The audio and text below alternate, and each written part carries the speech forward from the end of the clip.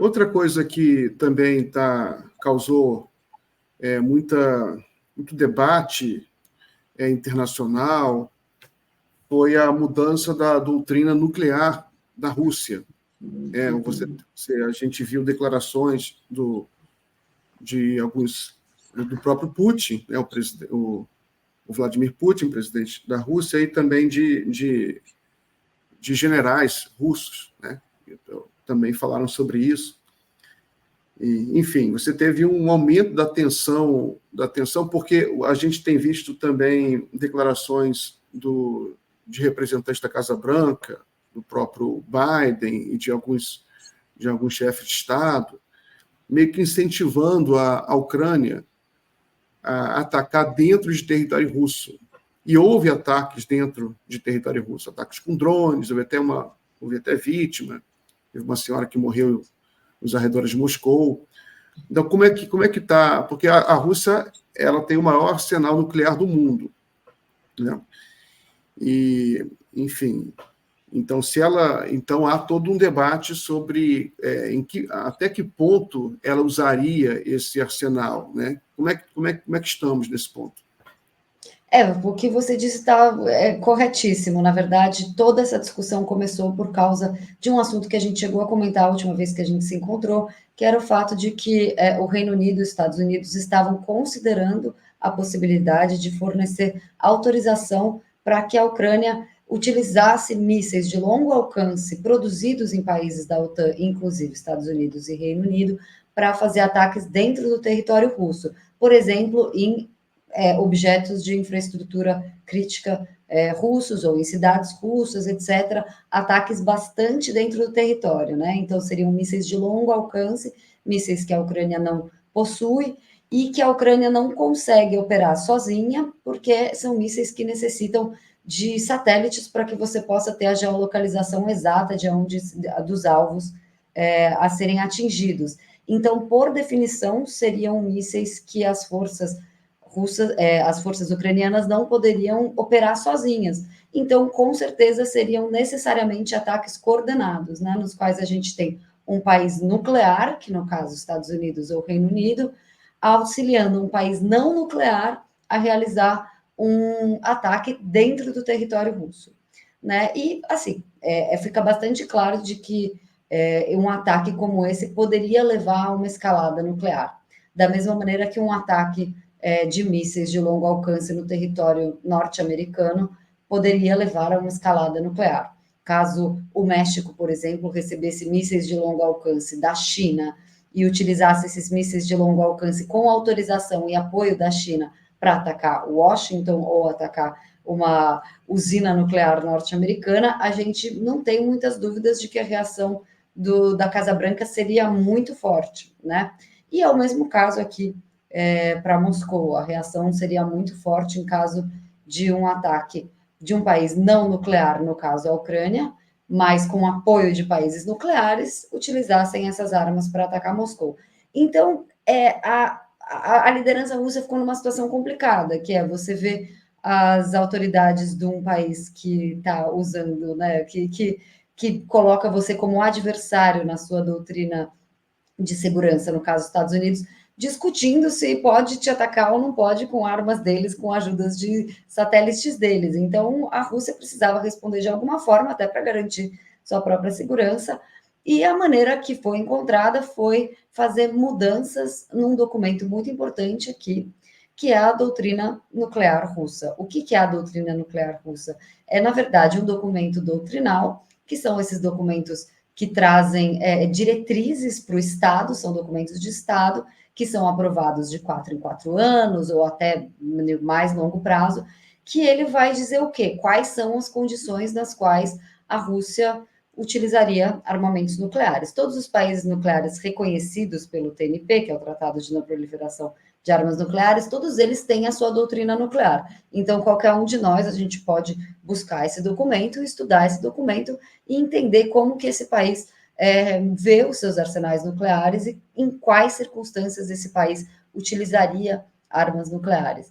E a Rússia está ainda em processo de revisão do seu próprio documento, em resposta as discussões entre Estados Unidos e Reino Unido sobre permitir o ataque com mísseis de longo alcance em território russo, mas o presidente Vladimir Putin já deu algumas dicas, já disse mais ou menos quais vão ser as mudanças que vão ser feitas nesse documento importantíssimo russo. A última mudança foi em 2020, então a gente teria agora uma mudança agora, e o presidente Putin, ele disse que como existe uma mudança muito significativa nas realidades do confronto ali na Ucrânia, que a Rússia vai precisar modificar esse documento para se adaptar às novas realidades. Tem várias mudanças pontuais, mas eu acho que as principais delas, primeiro, é a ideia de que um país não nuclear que receba ajuda de um país nuclear para atacar a Rússia, esse ataque pode ser considerado um ataque que leve a uma resposta nuclear russa, né? Porque os países não nucleares, eles insistem bastante para que os países nucleares, eles respondam com armamentos nucleares somente a ataques de países nucleares também, né? Mas a verdade é que nenhum país nuclear, com exceção da China, que tem uma doutrina bastante difícil, bastante diferente, desculpa, não é difícil, é diferente. A maioria dos países nucleares, eles têm sim nas suas doutrinas, ou numa resolução da ONU, que é especificamente sobre esse tema no Conselho de Segurança, algumas previsões nas quais um ataque de um país não nuclear pode levar a uma resposta nuclear.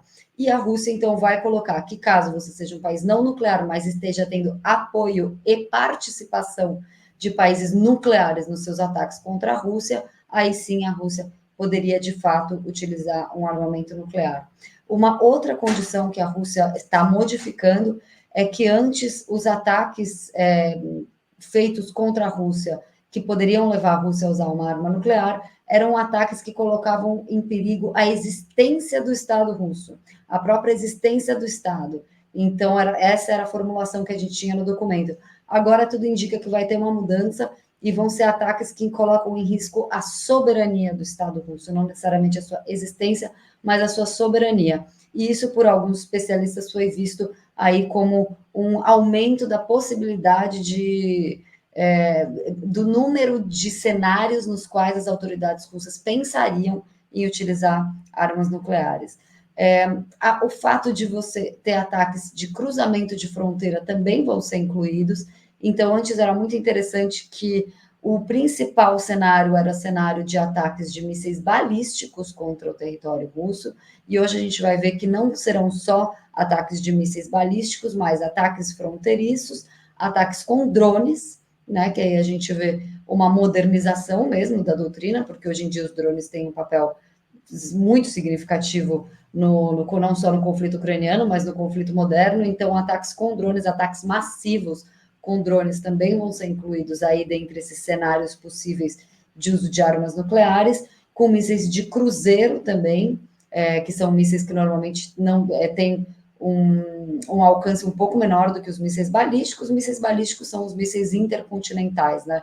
Então, antes a gente vê que a doutrina nuclear russa, ela tratava muito de um cenário de Guerra Fria, né? Um cenário no qual mísseis balísticos vão carregar armas nucleares em direção ao território russo, e agora a gente está vendo que a Rússia considera mais ataques próximos a ela, né? Então, com mísseis com um alcance um pouco menor, com drones, ataques de fronteira. E por que isso? Porque a gente, né, a OTAN chegou tão perto da fronteira russa, ela está na fronteira russa já, então um ataque nuclear agora, ele realmente pode ser feito de muito próximo do território russo, né? É uma realidade que a Rússia teve que incluir na sua doutrina nuclear, porque é um fato, né? E uma outra mudança muito importante foi a inclusão da defesa de Belarus, né, da Bielorrússia. Então, a Bielorrússia hoje está oficialmente, assim que as mudanças forem feitas no documento, a Bielorrússia vai entrar oficialmente no guarda-chuva nuclear russo, o que também a gente pode ver como uma mudança que veio devagar aí, mas que acabou chegando para ficar, que foi um fato de que os americanos há muito tempo colocam armas nucleares, estacionam armas nucleares em países da OTAN. Em tese, isso não é muito fiel à letra do Tratado de Não Proliferação de Armas Nucleares. Em tese, um país nuclear não deveria estacionar suas armas em países não nucleares, mesmo que ele diga que mantenha total controle sobre esses armamentos. Então, a Rússia, durante muitos anos, durante aí uma boa parte do século XX, chamou atenção para esse fato de que não deveriam haver armas nucleares na Alemanha, ou na Turquia, ou em países da OTAN, mas, de novo, essa foi uma realidade que foi sendo mantida durante muito tempo, e agora, com a OTAN se expandindo, qualquer país da OTAN, em tese, pode receber armas nucleares norte-americanas e ser um país nuclear proxy, né? Um país nuclear de fato. Com o conflito ucraniano, infelizmente, a gente viu que a Rússia teve que mudar sua posição em relação a isso, e hoje em dia armas nucleares podem ser estacionadas no território da Bielorrússia, e a Bielorrússia tem que, então, também ser protegida por esse guarda-chuva nuclear russo. Então, aí a gente tem grandes mudanças mesmo, que são mudanças tanto na área de quais são os cenários possíveis de ataques possíveis contra o território da Federação Russa, que pode levar a Rússia a considerar a utilização de armas nucleares, e tanto a questão da defesa da Bielorrússia. Mas, como dizem muitos especialistas nucleares aqui na Rússia, graças a Deus, quanto mais perto o político está do botão nuclear, menos propenso ele é a utilizar armas nucleares. Então, a gente vê que, por mais que às vezes tenha uma retórica muito complicada entre as partes, a verdade é que não parece haver uma vontade muito grande de nenhuma das partes de utilizar armas nucleares, até porque depois do anúncio do Putin de que a doutrina nuclear russa seria alterada, os americanos acabaram não dando a autorização para que a Ucrânia fizesse ataques com mísseis americanos dentro do território russo. Então, o que a gente vê é que talvez a dissuasão nuclear ainda funcione, o que é necessário que funcione, porque essas armas são armas muito perigosas, que levariam, né, a consequências que realmente não são do interesse de nenhum país. Então, parece que a dissuasão ainda funciona, e eu acho isso uma ótima notícia.